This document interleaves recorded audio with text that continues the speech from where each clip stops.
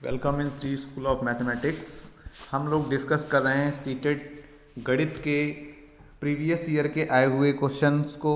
देखते हैं कि क्वेश्चन नंबर 1 क्या कहता है कि भिन्नों की तुलना पढ़ाते समय जिसमें अंश समान हैं, जैसे 3/5 और 3/7 रोहित की प्रक्रिया थी।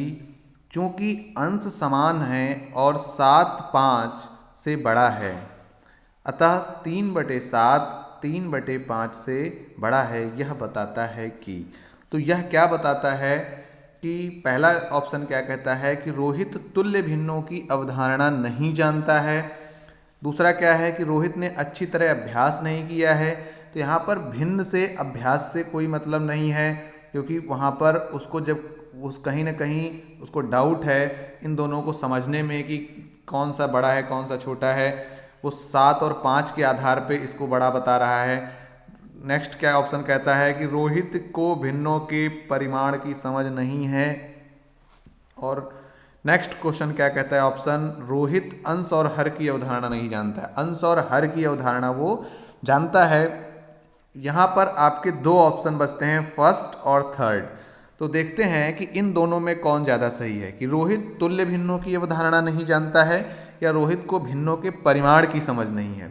तो यहाँ पर ध्यान देंगे कि फर्स्ट ज़्यादा करेक्ट है। क्यों ज़्यादा करेक्ट है? क्योंकि रोहित को अगर जो तुल्य भिन्न अगर पता होता तो वो आसानी से निकाल लेता कि अगर इसमें से हम 7 को मल्टीप्लाई कर दें दोनों बोथ में, अंश और हर में, और इसको हम 5 से, तब वो समझ जाता कि ये जो है इसका डिनोमिनेटर बराबर हो जाएगा और तुल्य भिन्न की सहायता से वो अंश को देखकर बता देता कौन बड़ा है। इसमें आपका करेक्ट है फर्स्ट ऑप्शन। नेक्स्ट क्वेश्चन देखते हैं। क्वेश्चन ये कहता है कि माचिस की तीलियों से बने निम्नलिखित पैटर्न की जांच कीजिए। यदि पैटर्न निरंतर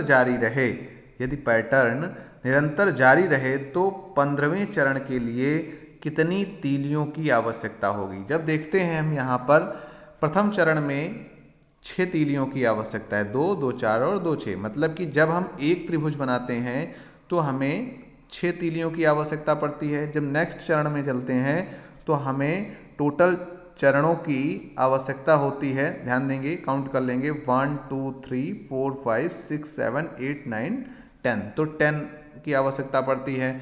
सिमिलरली जब नेक्स्ट में जाएंगे, क्योंकि एक चरण में जब हम आगे बढ़ते हैं तो 4 तीलियाँ बढ़ जाती हैं। देखो ये त्रिभुज था और ये 4 तीलियाँ उसमें इंक्रीमेंट हो जाता है। तो नेक्स्ट में जाएंगे तो 14 हो जाएंगी। तो ऐसे ही यहाँ पर आपका अर्थमेटिक प्रोग्रेशन से लगाया गया है ये क्वेश्चन। तो ध्यान देंगे, हम यहाँ पर समझा देते हैं आपको कि जब भी आपको पूछा जाए कि इसका कौन सा, जैसे कि 15वें चरण में कितनी होंगी, तो उसका फॉर्मूला ध्यान से नोट कर लेंगे कि टी एन मतलब T15 पद में कितने होंगे। तो फॉर्मूला क्या होता है, ध्यान देंगे यहाँ से कि उसमें कितनी तीलियाँ होंगी।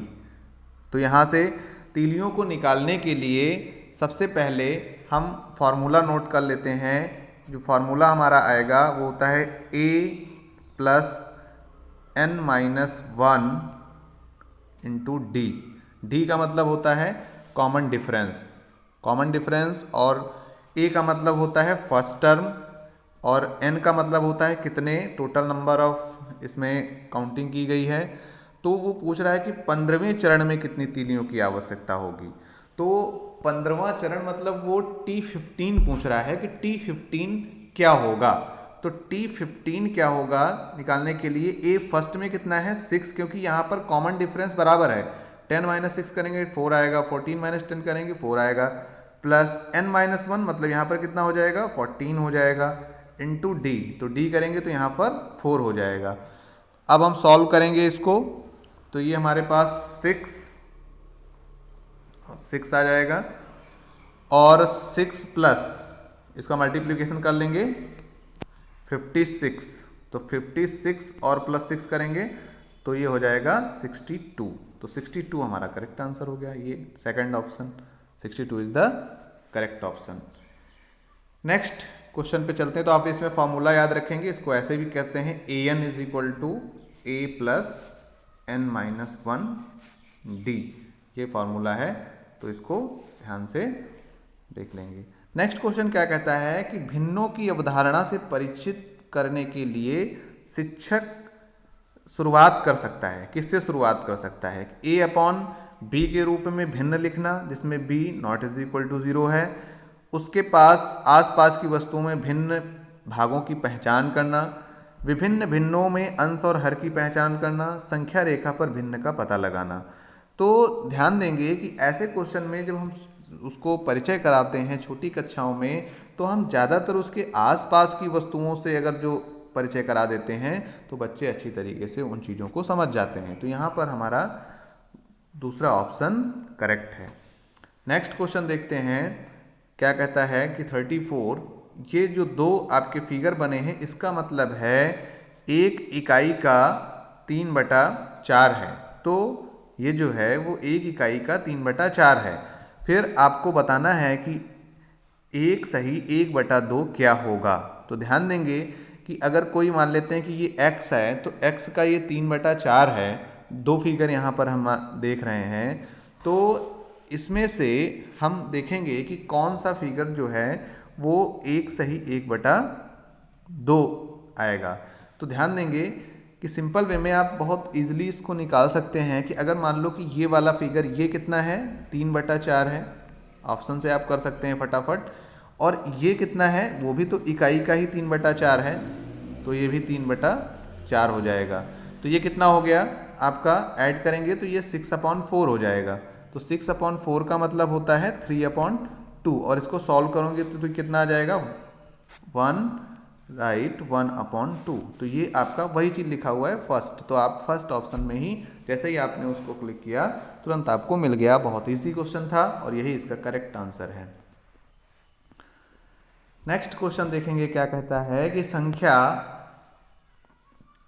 49532 का सन्निकट हजारवां मान क्या है। तो ध्यान देंगे कि वो हजारवें मान की बात कर रहा है। हजारवें मान का मतलब है, यहाँ से देखेंगे इकाई, दहाई, सैकड़ा, हजार। तो हजारवें मान में सबसे पहले हम 532 को चेंज करेंगे। तो 532 जो है वो 500 से ज़्यादा है, तो ये इसका अप्रॉक्स हम वैल्यू लिख देंगे 1000।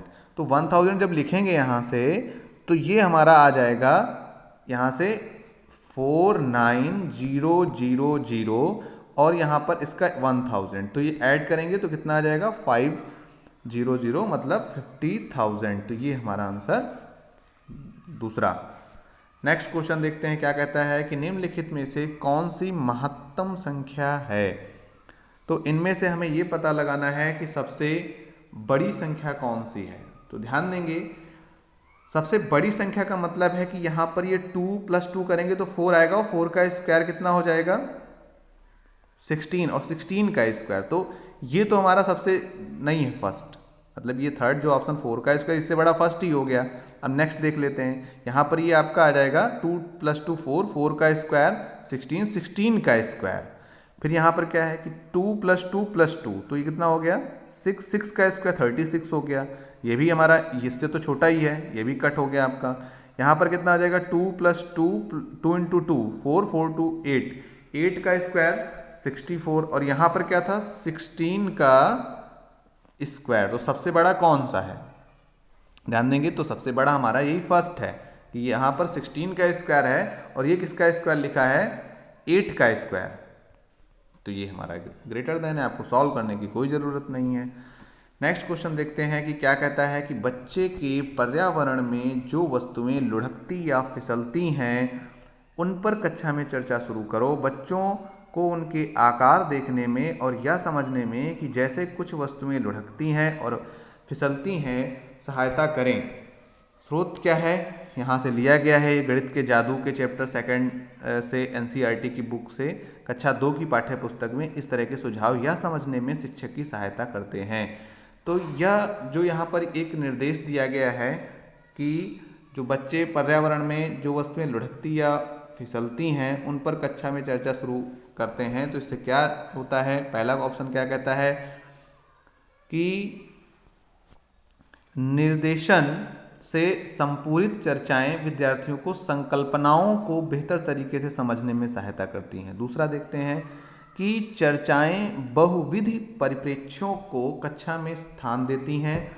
चर्चा करना गणित की कक्षा के लिए सर्वश्रेष्ठ युक्ति है। ऐसा तो नहीं है कि चर्चा से ही गणित आ जाती है। नेक्स्ट क्या कहता है कि आसपास की चीज़ों के बारे में बच्चों का ध्यान आकर्षित करना शिक्षकों के लिए अनिवार्य है। अब ध्यान देंगे क्योंकि ये आपका गणित का क्वेश्चन है, तो यहाँ से हमें ध्यान आकर्षित करने से कोई मतलब नहीं है। तो यहाँ पर दो आपके ऑप्शन बचते हैं, चर्चाएं बहुविध परिप्रेक्ष्यों को कक्षा में स्थान देती हैं, और दूसरा कह रहा है कि इस निर्देशन से संपूरित चर्चाएं विद्यार्थियों को संकल्पनाओं को बेहतर तरीके से समझने, तो यही हमारा है कि वो बच्चे जो संकल्पना बनाते हैं तो उसमें वो ज़्यादा हेल्प करती है। नेक्स्ट क्वेश्चन पे चलते हैं। 38 NCERT की कक्षा 4 की गणित की पाठ्य पुस्तक के पाठों में इस तरह के शीर्षक हैं: कबाड़ी वाला, भोपाल की सैर, दुनिया कुछ ऐसी दिखती है। यह परिवर्तन किया गया है। तो यह परिवर्तन कैसे किया गया है? पहला, जैसे कि ऑप्शन कहता है दैनिक जीवन से जोड़ते हुए उन्हें रोचक बनाने के लिए। ठीक है, अच्छा ऑप्शन है। नेक्स्ट पढ़ते हैं कि कबाड़ बेचने और यात्रा करने के बारे में जानने के लिए। तो कबाड़ बेचने के बारे में जानने के लिए नहीं, वहाँ पर उनको पढ़ाया गया, बिल्कुल गलत ऑप्शन है। नेक्स्ट क्या है कि पाठों में गणितीय विषय वस्तु का अनुमान लगाने हेतु विद्यार्थियों को चुनौती देने के लिए, उन्हें अलग सा समझाने के लिए, ये भी नहीं है। तो यहाँ पर दो बचते हैं। अब दो में हम बेस्ट देखेंगे कि पाठों में गणितीय विषय वस्तु का अनुमान लगाने हेतु, तो यहाँ पर कबाड़ी वाला, भोपाल की सैर, इससे अनुमान से कोई मतलब नहीं है। तो 38 में ये फर्स्ट ज़्यादा सही है कि दैनिक जीवन से जोड़ते उन्हें रोचक बनाने के लिए हम ऐसा करते हैं, तो बच्चे वहाँ से जुड़े रहते हैं। नेक्स्ट क्वेश्चन देखते हैं कि क्या कहता है कि कुछ आमों का भार 2 किलो 600 ग्राम है तथा कुछ सेबों का भार 1 किलो 550 ग्राम है। आमों और सेबों के भार से कितना अधिक है? तो जो आम है वो सेबों के भार से कितना अधिक है? तो आप जानते हैं कि जब कोई ये पूछता है कि कितना अधिक है, तो हमेशा हम क्या करते हैं कि माइनस करते हैं। तो ध्यान देंगे कि 2 किलो 600 ग्राम से माइनस कर देंगे 1 किलो 450 ग्राम, तो हमारे पास बचेगा, यहाँ से सीधा सा ग्राम से ग्राम को माइनस कर देंगे तो यहाँ पर आ जाएगा आपका सीधा सीधा 501 और यहाँ पर 1, तो 1 kg 150 ग्राम, मतलब फर्स्ट ऑप्शन जो है वो बिल्कुल करेक्ट है। नेक्स्ट क्वेश्चन क्या कहता है, ध्यान से देखेंगे कि गणित करने की युक्ति के रूप में सवाल हल करना में शामिल है। गणित करने की युक्ति के रूप में, तो गणित करने की युक्ति में क्या है? क्रियाकलाप आधारित उपागम, अनुमान लगाना, व्यापक अभ्यास, हल पर पहुंचने के लिए संकेतों का प्रयोग। तो सवाल हल करना जो है वो हमें ये चीज़ बताता है गणित करने की युक्ति के रूप में, तो सवाल हल करना जो है वो क्रियाकलाप आधारित उपागम में शामिल है। तो हमारा ऑप्शन कौन सा है सही? फर्स्ट सही है। तो क्या बताता है कि क्रियाकलाप आधारित उपागम है।